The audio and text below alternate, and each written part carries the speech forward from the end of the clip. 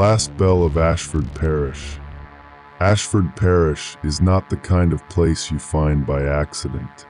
The road that leads to it is narrow, forgotten, overgrown by grass that hides the broken asphalt beneath. When I first came upon it, I thought it was nothing more than a deer path, some cracked trail swallowed by the woods. But the further I drove, the more I felt the air change, heavier, colder, touched by the faint coppery tang of rust. The trees parted at last to reveal the town, if you could call it that. Half a dozen houses stood in slouched rows, their paint peeled into gray shreds, porches sagging as though under the weight of invisible bodies. Beyond them rose the church, its roof collapsing inward, the spire broken in half. The bell tower stood crooked but unyielding, its shadow stretching long across the weeds that had conquered the cemetery at its base. Even in daylight, the parish looked drained of life. The windows were dark, curtains shredded, glass fractured. The air was heavy with mildew and soot, the acrid scent of long burned wood lingering in the breeze. I thought, perhaps, the fire had gutted this place long ago, and time had simply refused to let it recover. But then I heard it. A bell. Faint at first, a low toll that rose through the valley like breath from a dying body. It rang once, then again, each note trembling through the hollow air. The sound was not bright, not clear, but warped, as if the metal had corroded over centuries. It seemed to drag itself out of the bell tower, heavy and reluctant, yet impossibly far-reaching. And as it rang, the air shifted. The insects fell silent. The trees ceased their rustling. The whole parish seemed to hold its breath. The toll hung there, vibrating through the ground, through my bones, until it felt less like sound and more like something alive, crawling beneath my skin. They say the bell of Ashford had not rung in 100 years. Its rope was long since rotted, its clapper rusted into stillness. Yet I heard it, clear as breath, heavy as grief. I walked toward the church, though every step felt like trespass. The grass around the graves was brittle and yellow, crunching underfoot. The headstones leaned at unnatural angles, their inscriptions eaten away until only faint scratches remained. Some graves had collapsed inward, the earth sunken, as though what lay beneath had clawed its way out. The air smelled damp and coppery, with faint sweetness like spoiled fruit. The church door groaned when I pushed it. Inside, the air was stagnant, thick with dust and mold. The pews were splintered, their cushions gnawed by rats, stuffing spilling across the floor like entrails. The altar was shattered, its cloth rotted into ribbons that hung like veins. Shafts of gray light slanted through broken windows, illuminating motes of dust that swirled in the silence. Above it all loomed the tower. The staircase was narrow, the wood darkened by rot. My hand slid across the railing, sticky with damp, the smell of mildew rising with every step. As I climbed, the air grew colder, sharper, biting at my throat. The toll of the bell continued, steady, measured, pulling me upward like a leash. When I reached the belfry, I expected ruin. Instead, I found the bell hole. It hung there, massive and black, its surface mottled with rust but intact. No rope dangled from it, no clapper swung inside, yet it moved. Slowly, gently, as if stirred by an unseen hand. Each time it shifted, the toll resounded, shaking the wooden beams, vibrating the very air. I stood frozen, the sound flooding me, pressing into my skull until my teeth ached. And then I noticed the carvings. The bell was covered in them. Not inscriptions, not letters, but faces. dozens, maybe hundreds, etched into the metal. Their features were twisted, mouths stretched wide as if screaming, eyes hollow, noses flattened into grotesque masks of anguish. Some were so weathered they melted into one another, a writhing mass of agony that covered every inch of the bell's surface. As it swung, the faces seemed to shift, their mouths opening wider, their eyes darkening, their features straining as though alive. The toll grew louder. I stumbled back, but the belfry had no exit anymore. The staircase behind me was gone, the trapdoor sealed. Only the bell remained, its sound deafening now, each toll bursting through my skull like shrapnel. My vision swam, my stomach turned, but I could not shut it out. That was when I saw them. The parishioners. They filled the belfry without sound, without movement, as though they had always been there, waiting. Their bodies were pale, stretched, thin as paper, their skin hanging loose over bones that jutted like broken branches. Their mouths were wide, frozen in silent screams, their eyes black hollows that bled shadow down their cheeks. They stood in rows, heads tilted toward the bell, their bodies swaying with its rhythm. The toll bound them. Each ring jerked their bodies, each note dragging them closer to me. The air was thick with the smell of old blood, iron and rot. My skin crawled with the weight of their gaze, though their eyes were empty. Their mouths opened wider, wider still, until their jaws cracked with the sound of splintering wood. No sound escaped, only the bell, toll after toll, filling the void where their voices should have been. I pressed my hands to my ears, but it was useless. The sound was inside me now, vibrating through marrow, coiling in my chest. My heart beat in rhythm with it, slow, heavy, threatening to burst with each toll. I knew then that the bell was not a warning. It was a summons. The last bell of Ashford Parish did not call the living to prayer. It called the dead to feast. The parishioners reached for me, their fingers long and brittle, their nails like shards of glass. They touched my skin, cold as stone, and where they did, my flesh burned, blistering, splitting open. My breath caught as the toll reached its peak, a final note so deep it felt like the world itself cracked. The faces on the bell screamed. The parishioners screamed without sound, mouths gaping wider than humanly possible. And I screamed too, though I could not hear it. The toll swallowed everything. Sight, sound, thought, all drowned in that endless note. When it stopped, I was outside. The church stood silent, its tower broken, its bell long gone. The graves lay still, the weeds swaying gently in the breeze. The sun was low, painting the valley gold. Nothing remained of what I had seen. Nothing but the sound still echoing in my skull. Even now, nights later, I hear it, low, heavy, dragging itself through the air. A bell with no clapper, no rope, no hand to move it. A bell that tolls for me. They say those who hear it will die within 7 days. I don't know if that is true, but I know this. The sound grows louder every night. And when the 7th night comes, I will not hear it from far away. I will hear it from within.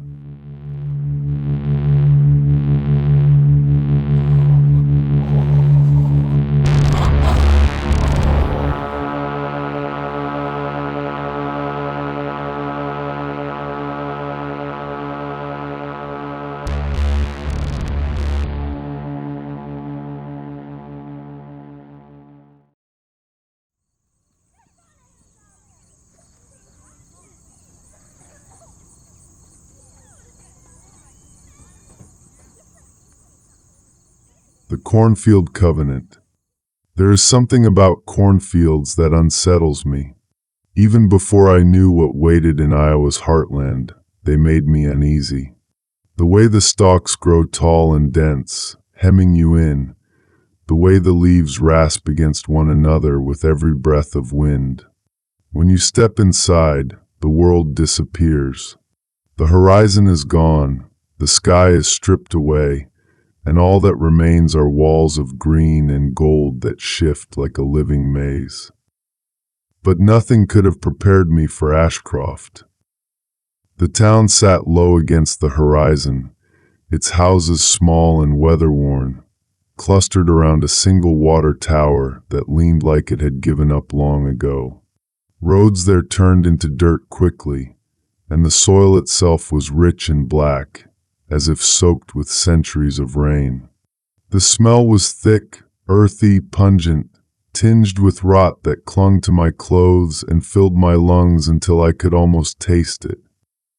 It was the corn that dominated everything. Row after row stretched outward, swallowing the land in every direction. From a distance, it seemed endless, an ocean of stalks, their tassels shivering under a pale gray sky. Up close, the stalks were thicker than I had ever seen, their leaves broad, their roots twisting into the soil like claws. They seemed to breathe, swaying even when the air was still. And hanging among them were the effigies. At first, I thought they were scarecrows, figures bound together from stalks, husks, and twine, their heads fashioned from knotted burlap sacks stuffed until they bulged. But these were no ordinary scarecrows. Each was tied with ritualistic care, their arms spread wide as if nailed to invisible crosses, their heads tilted downward as though watching the ground beneath them. Some had corn cobs pressed into their chests, others daubed with symbols in dark, dried stains that I didn't want to identify. They were everywhere, dozens, hundreds, standing vigil in the fields like a congregation of the damned. The first night I heard them. It was a whispering, thin and constant, carried through the stalks as the sun bled into the horizon. At first it sounded like wind, a steady hiss, but the air was still. No breeze moved, no branches stirred, and yet the stalks rasped and sighed, their leaves scraping against one another as though speaking in a tongue I couldn't understand. The whispers grew louder as the sky deepened to black. They rose and fell like chanting, a rhythm that throbbed in the earth, vibrating through my shoes. I stood at the edge of the fields, frozen, the hair on my arms rising, the smell of soil thickening into something more, sweet, metallic, almost like blood turned stale in the heat. That was when I noticed the effigies had shifted. I could swear their heads were turned toward me. Their burlap faces bulged outward, stitched mouths sagging open, eyes sewn shut yet somehow aware. The whispers crescendoed, the stalks trembling though not a breath of air stirred. My vision blurred, the world narrowing until all that remained were those endless rows of stalks and the faceless congregation that watched me. I should have left then. I should have run. But some pull kept me rooted, the same pull that led me deeper into the fields the next night. Inside, the corn swallowed everything. The sky disappeared, and only thin threads of moonlight cut down through the canopy of tassels. The air was humid, suffocating, heavy with the smell of mildew and rot. My shoulders brushed stalks with every step, their leaves sharp enough to scratch skin. The ground was soft, damp, squelching faintly as though I walked across something alive.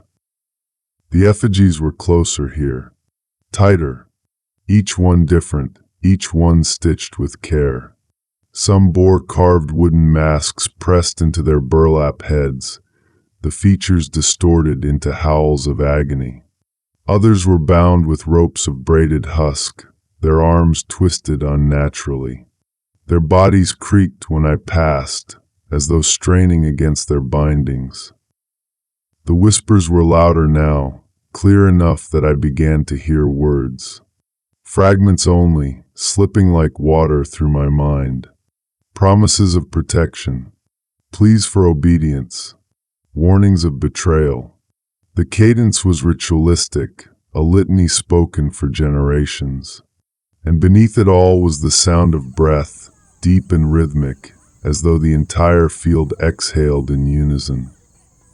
At the center of the field, I found the clearing.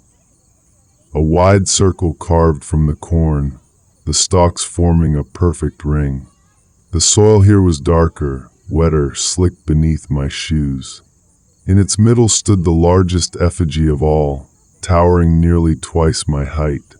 Its body was woven from hundreds of stalks, its arms stretched unnaturally wide, its chest stuffed full of husks that bulged and shifted as though something inside them moved. Its head was a sack so swollen it nearly split, the stitches stretched taut across its surface. Symbols were painted across it in streaks of black and red, jagged lines that burned in the moonlight. Around its base lay offerings, bowls of grain turned rancid, jars of cloudy liquid buzzing with trapped flies, bones gnawed clean and stacked in careful patterns. And among them darker things, shreds of clothing, locks of hair tied with husks, small shoes. I realized then what the covenant was. It was not protection, it was sacrifice. The whispers rose into a roar, the stalks thrashing though the night was still. The effigies leaned forward, their bodies creaking, their heads bowing as if in worship.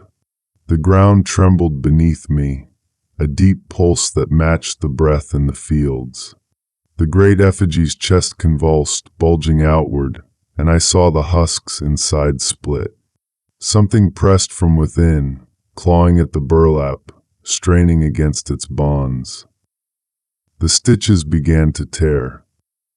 From within the sack, a shape pushed outward. Not a face, not human. Something long and sharp, like a beak or a maw lined with jagged teeth, forcing the burlap outward until it nearly burst.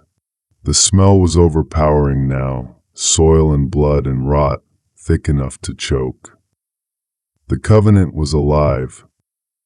I turned to run, but the field closed around me.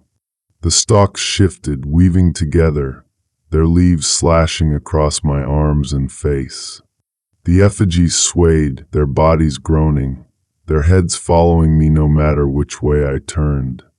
The whispers became screams, high and piercing, driving needles of sound into my skull. The last thing I saw before darkness took me was the great effigy's head tearing open, spilling a torrent of husks and stalks that writhed like living flesh. From within, something vast and formless stirred, and its gaze fixed on me. I woke at dawn on the edge of the field. The town behind me was silent, its houses empty, its streets swallowed by weeds. The corn stood still, golden in the morning light, whispering faintly in the breeze. But I carried something back with me. The stains on my hands, dark and sticky. The scratches across my arms, raw and bleeding. The memory of the whispers that still curl in my ears when the night is quiet.